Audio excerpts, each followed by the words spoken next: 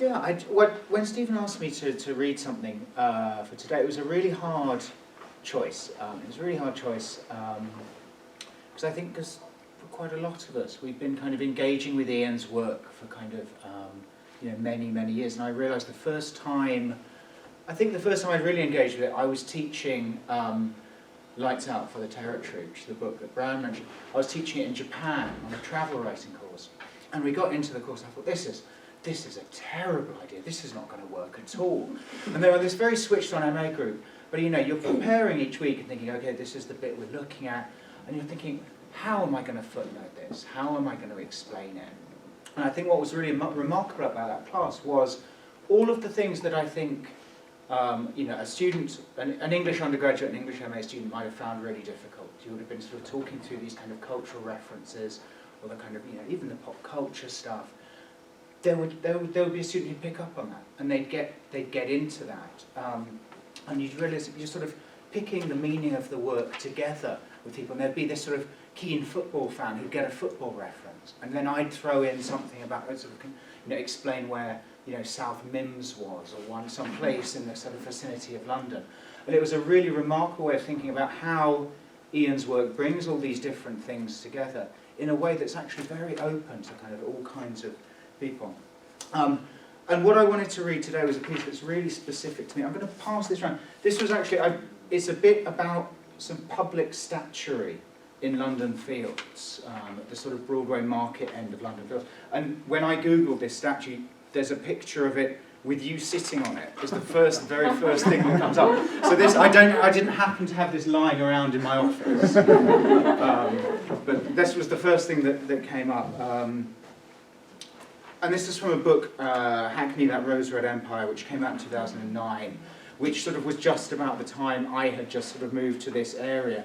And it was weird looking back at thinking how familiar these places are, and the way that kind of coming back to this book now and rereading it, this is now somewhere I sort of push a pram around. It used to be somewhere I was drinking, not as a street drinker, which is what this is about, but I'd be drinking at sort of one of the pubs on Broadway Market, or having some tapas or something.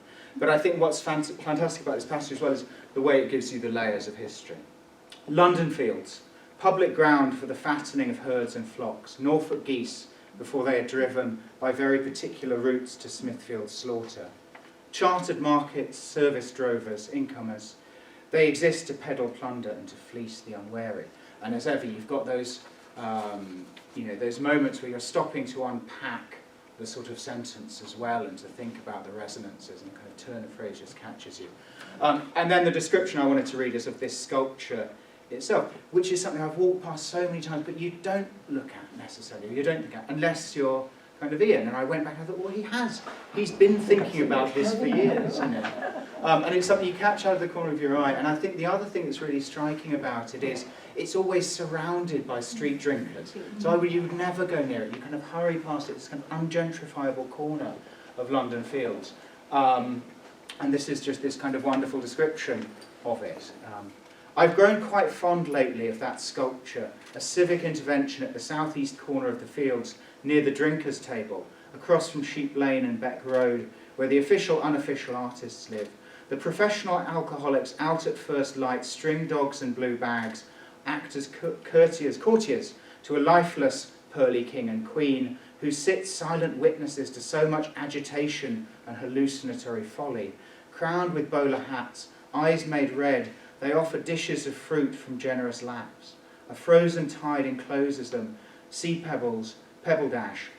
Mosaic altars have been decorated by school kids, lobsters, flying fish, crabs, in beds of lavender.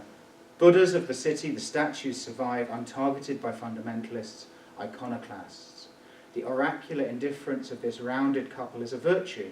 They are assembled from chips and splinters of bright tile, reconstituted damage, the ruins of demolished terraces which once ran to the edge of the fields, have formed themselves into twinned, male and female votive presences. They are authentically regal, divinely righteous, impervious to bribes or flattery, and they have adapted graciously to where they are, among rippling concrete dunes, troughs of hardy perennials, a backdrop of public housing. A small flock of grey sheep attend them, backs mossy with velvet. The whole tableau, its origins obscure, is being quietly absorbed into nature. Economic migrants from an Antoni Gaudi theme park, as a visiting overbright student once said to me. And it's a wonderful description. You think, how can you get all of this out of this and the kind of layers there? But I also would just like to note that touch of humour at the end, the undercutting of the humour, the shift of tone. And I think that's something else that I really value in Iain's work. That kind of, the shifts of register, the wit of it. And I think that's kind of under-remarked. But it's been wonderful to have you. It's been wonderful to see the way that you've inspired the students as well. And you can see that they've been to an Iain Sinclair workshop and they've come up with all these new ideas and you know, the excitement with which people have talked about that experience. So, thank you. And for the camera, this is the picture. I should say that